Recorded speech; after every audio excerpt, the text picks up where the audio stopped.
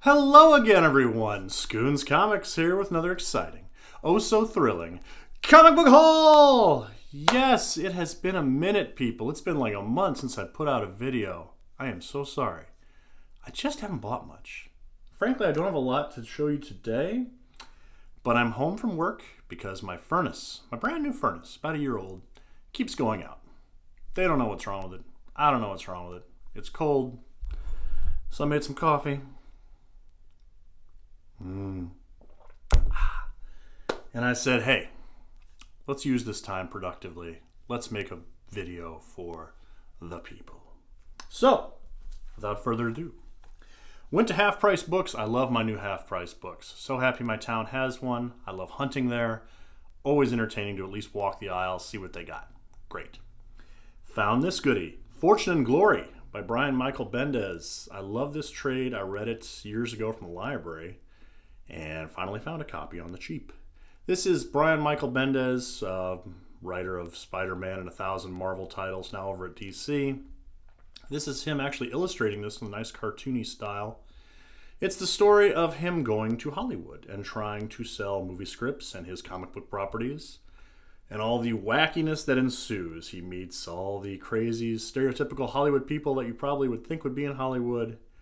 He puts a face to it all. It's really entertaining. Can't recommend it enough. Pick it up. Oh man, I loved this book. Mark Waid's Irredeemable, trade paperback #1.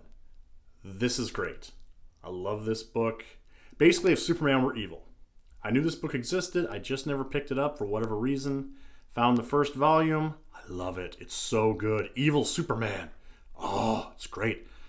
There's like 11 more trades, I think. I'm going to have to go eBaying or something. I don't know, but this, such a good read. I know I'm super late to the party on this, but if you haven't read this, pick it up. So good. Man, I'm trying to be more choosy about the books I buy.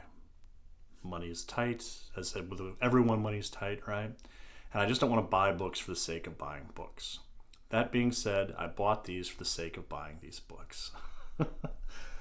Star Wars Shadows of the Empire, DC, Dark Horse miniseries from back in the day. I liked this book when I was a teenager. I think I was like 14. Steve Perry, I believe, is the writer of the novel. And this is the comic adaptation miniseries. I found the whole thing complete, cheap at half price. I picked it up. Beautiful covers. I couldn't tell you who did the covers. Beautiful painted covers. These Star Wars miniseries are always fun. From I keep wanting to say DC. From Dark Horse. Always fun. If you find them, pick them up. So here's issue 1. Beautiful painted covers. Issue 2 featuring Boba Fett. Boba Fett! It's impossible for me to say Boba Fett and not say it like Han does in Return. Boba Fett! Boba Fett! Because when I was a kid, I could never understand what he was saying. I'm losing it, people. It's cold in my house. Drinking coffee. If you listen, if you're quiet, you can hear people subscribing to my channel based on this quality content right here. Quality. Moving on. Shadows of the Empire, issue 3. Look at Luke Skywalker looking so cool here. Love it. Issue number 4. I don't think this character is actually Chewbacca, but I think he's a different Wookiee character. He's got this cool eye thing like a Borg character. I love it. That's cool, right? Cool.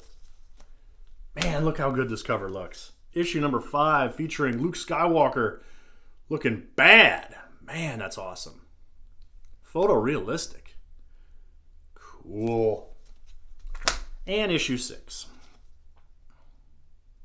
Super cheap. Picked it up, as should you. Oh, my local comic shop, my local comic shop, my local comic shop. How I love and hate thee. So, my local comic shop used to have a box in the very front that he would stock with vintage comic books. Never anything key, but you could often find a nice book in there from the Bronze Age, which is what I'm all about. He replaced that box with one that says low-grade vintage comics. And by low grade, and I'm not a grade snob. As long as it presents well, I'm usually pretty happy. These don't present well. But I was able to find a couple in this chewed up box that I had to bring home. Superman's Pal, Jimmy Olsen, 146, featuring the great Jack Kirby. I don't have a ton of Jack Kirby stuff at DC. Happy to pick this up. This presents pretty well. The back cover is destroyed. Like, I don't even know if you could call it paper anymore, but it's... Ugh.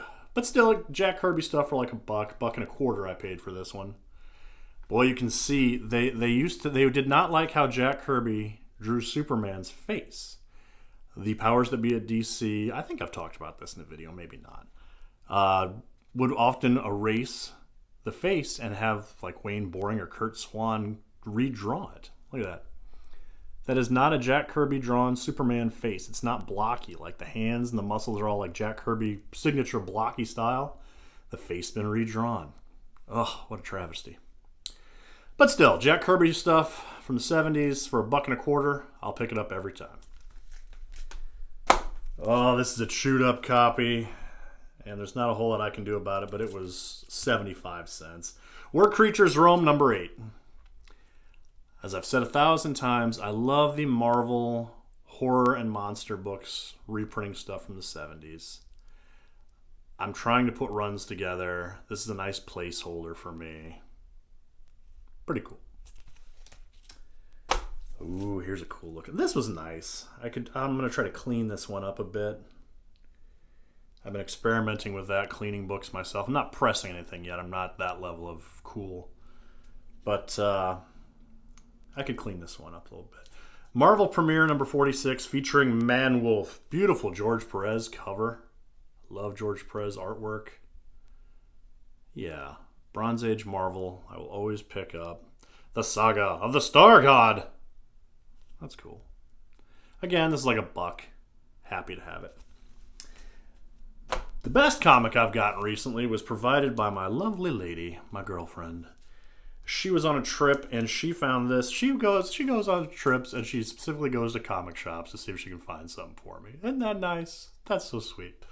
Anyway, she picked up Marvel Comics 1000, the Alex Ross cover, a book I did not pick up because it was like a $10 price tag. She found it for like $5, asked if I wanted it. I said, yes, please. Cool book. Very cool. There's some cool stories in here. I have problems with this because there's not a series called Marvel Comics. So Marvel Comics 1000 was just a big cash grab to me. Taking off on like DC Comics had their Detective Comics 1000 and Action Comics 1000. Marvel's like, oh, we got a 1000 issue too. It's $10. Here, buy it. Okay. But I'm happy to have it. Alex Ross, beautiful covers as always. Cool. And the last thing I'm going to show here, Barnes & Noble. Every time around Christmas time, Barnes & Noble, right?